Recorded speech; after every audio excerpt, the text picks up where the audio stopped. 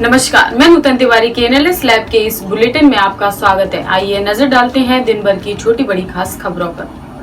नमस्कार, मैं हूं महक और आप देख रहे हैं इस वक्त की खबर। किसी राजनीतिक दल के सिंबल से नहीं बल्कि निर्दलीय चुनाव में फिर उतरेंगे राकेश गांधी। एटा शहर की जनता के दिलों पर राज करने वाले राकेश गांधी तीसरी बार अपना भाग्य आजमाने के लिए नगर पालिका परिषद एटा के चुनाव में इस बार पूरे निर्दलीय प्रत्याशी के रूप में अपना भाग्य आजमाएंगे। अपनी जीत के प्रति आश्वस्त होते हुए श्री गांधी ने हमारे संवाददाता से एक विशेष भेंट में बताया कि मैं किसी राजनीतिक दल से नहीं चुनाव लड़ लूंगा और न ही किसी पार्टी को ज्वाइन कर लूंगा। एटा शहर की जनता मुझे व्यक्तिगत रूप से मेरे कार्य को, मेरी कार्यशैली को तथा मेरे विकास को तथा उनके बीच सहयोग को जानती है। जो कार्य एटा शहर में मैंने सरकारी ढंग से नहीं बल्कि अपनी व्यक्तिगत पूंजी से जरूरतमंद लोगों की मदद में किए हैं, गांधी एटा की जनता के दिलों पर राज करते हैं। राकेश गांधी का काम बोलता है, तभी तो 2 बार लगातार उनके परिवार में एटा नगर पालिका परिषद के चेयरमैन रही हैं। एक बार वो स्वयं चेयरमैन रह चुके हैं। दूसरी बार महिला सेठ होने के बाद उनकी धर्मपत्नी मीरा गांधी इस बार चेयरमैन रही हैं। अपनी चुनावी तैयारी के बीच उन्होंने अपनी कार्यशैली को बताया कि एटा में गलियों तथा लिंक रोड ऊपर निःशुल्क ई-रिक्शा चलाए जाएंगे, जिसमें माताएं बहनें बाजार आ सकेंगी। उन्होंने आगे बताया कि आरओ का पानी आम आदमी को नसीब नहीं होता था। इसके लिए कचहरी वाटर वर्कर्स स्थित उन्होंने एक आरओ प्लांट लगवाया है, जिसमें से कोई भी व्यक्ति अपनी बोतल निःशुल्क पर अकेले जा सकता है। साथ ही उन्होंने एटा शहर में अपराध को रोकने के लिए सीसी कैमरे लगाए जाने पर कहा तथा जाम की समस्या से निपटने के लिए उन्होंने पुलिस के आला अधिकारियों को आग्रह किया है कि एटा शहर में बाईपास बनने के बावजूद भी भारी वाहन प्रवेश कर रहे हैं, इसके कारण जाम की स्थिति लगी रहती है। साथ ही उन्होंने घोषणा की कि एटा शहर में सीवर लाइन पड़ने के कारण मुख्य सड़क तथा गलियों की जो स्थिति खराब हुई है उसको प्राथमिकता के आधार पर सुधार कराया जाएगा।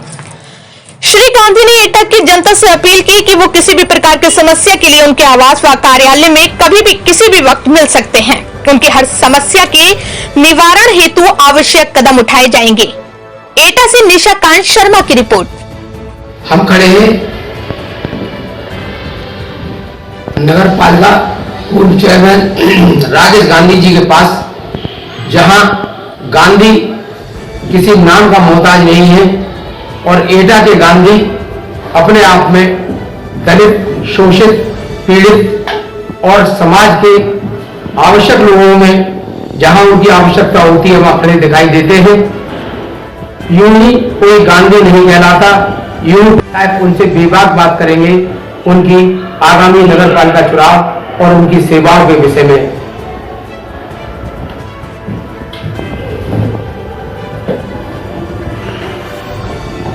यूं ही कोई गांधी नहीं बन जाता है, उसको बड़ा स्ट्रगल करना पड़ता है।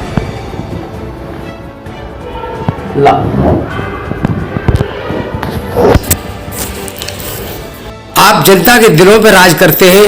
राकेश गांधी अपने आप में एक ऐसा नाम है जो जरूरतमंदों तक आधी रात पहुंचता है और नगर पालिका में वर्तमान समय में बहुत चुनौतियां हैं एटा में। इन चुनौतियों का आप किस तरह से सामना करेंगे? देखिए, चुनौतियां तो हैं, लेकिन उनका सामना करने की ऐसी कोई वो नहीं है कि जो हम सामना ना कर पाए, क्योंकि महात्मा गांधी ने कहा है सत्य से बड़ा कोई परमेश्वर है मैंने नहीं देखा, और सत्य का मुकाबला हजारों सूरज नहीं कर सकते। तो हमने 10 साल बहुत बेहतर सेवा की है और 50 साल के बराबर एटा में विकास किया है। इससे पहले आपको भी मालूम है कि एटा नगर पालिका लगातार 25-30 साल से विवादित रही है, झगड़े होते रहे, गोलीबाजी होती रही है, विकास तो हुआ नहीं।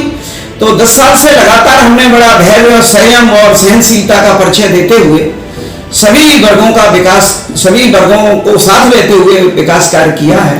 तो इसलिए मैं नहीं समझता किसी भी प्रकार की कोई बाधा है। इस बार पिछली बार से ज्यादा अधिक मतों से उम्मीद है कि लोग हमको पालिका अध्यक्ष फिर चुनने जा रहे हैं। एटा शहर में जाम की समस्या को लेकर और ट्रैफिक व्यवस्थाओं को लेकर नगर पालिका आगे क्या कदम उठाएगी? देखिए, ट्रैफिक सिग्नल लगने से काफी लाभ मिलेगा उसको, जाम की स्थिति को। और ये एक्चुअल में थोड़ा सा कहीं ना कहीं पुलिस, जो हमारे पुलिस की भी जो व्यवस्था है, उसके बावजूद भी हमारे वरिष्ठ पुलिस अधीक्षक महोदय के आदेश के बाद भी जो बाहरी वाहन अंदर घुसे आते हैं, जबकि बाईपास बन गया है, तो इन पर रोक लगाने की जरूरत है। हम पुनः वरिष्ठ पुलिस अधीक्षक महोदय से मिलेंगे, उनसे निवेदन करेंगे।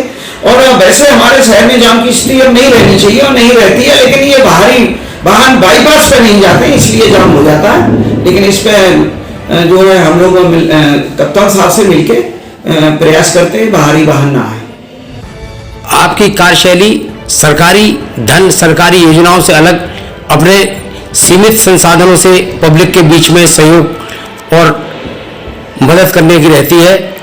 आगामी चुनाव के बाद आप एटा की जनता को क्या वादे करना चाहते हैं? देखिए नगर पालिका में 1 वर्ष से बजट का अभाव है, हम लोग वेतन नहीं दे पा रहे हैं। शासन से ग्रांट हमारी बहुत आधी कर दी गई थी, तो लेकिन फिर भी हमने एटा का विकास नहीं रुकने दिया है। इस समय हमारी 2 टीमें प्राइवेट तौर पे काम कर रही हैं और शहर की जो भी छोटी मोटी समस्याएं हैं, हमने 2 मिस्त्री, लेबर और तमाम अपने पैसे से लगा रखे हैं, वो सेवा कर रहे हैं।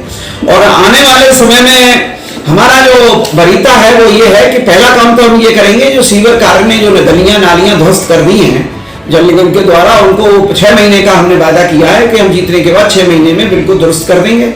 शहर के तालाबों का सौंदर्यीकरण कर देंगे, सफाई कर देंगे।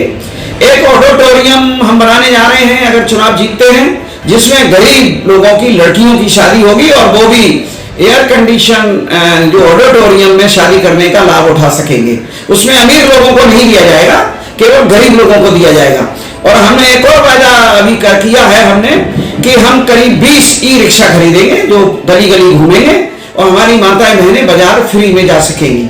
और जो पूरा शहर को हम ट्रैफिक सिग्नल और जो हमारे जितने भी चौराहे, तिराहे और प्रमुख मार्ग जगह हैं उनको ये जो सीसीटीवी कैमरे लगवाएंगे और सभी मोहल्लों के ग्लो शाइन बोर्ड से उनके नाम दर्शाएंगे।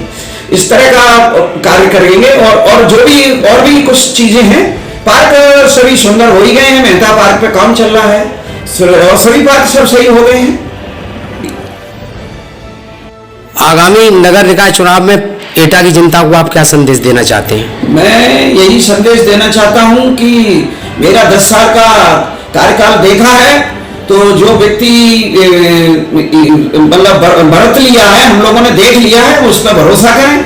नए व्यक्ति पर भरोसा न करें। नया व्यक्ति 5 साल नगर पालिका को समझ भी नहीं पाएगा, तब तक 5 साल नगर पालिका का कार्यकाल खत्म हो जाएगा और शहर फिर पहले जैसी स्थिति में आ जाएगा जो 2010 से पहले था। राजनीतिक दलों की आपाधापी में आप हमेशा निर्दलीय चुनाव लड़ते रहे हैं और निर्दलीय के रूप में ही आपको एटा की जनता ने पसंद किया है। इस बार क्या किसी की पार्टी के सिंबल पे के निर्दलीय? नहीं, देखिए सही बात यह है कि हमें एटा के जितने भी शहर के लोग हैं, हर समाज के, वो निर्दल रूप में पसंद करते हैं। हम किसी पार्टी में चले जाते हैं या पार्टी की बात करते हैं या पार्टी से टिकट मांगते हैं तो लोग हमसे नाराज हो जाते हैं। तो हम इस अपने विद्या मंदिर में ये संकल्प लिया हुआ है, आज भी संकल्प ले रहे हैं आपके चैनल के आगे कि हम नगर पालिका चुनाव के अलावा कोई चुनाव नहीं लड़ेंगे और किसी पार्टी में नहीं जाएंगे। अब हम जो है नगर पालिका नगर क्षेत्र की सेवा करेंगे और निर्दल रूप में ही चुनाव लड़ेंगे। नगर पालिका की तीसरी पारी के लिए KNL स्लैब की ओर से आपको बहुत बहुत बधाई। एटा से विनय यादव के साथ मैं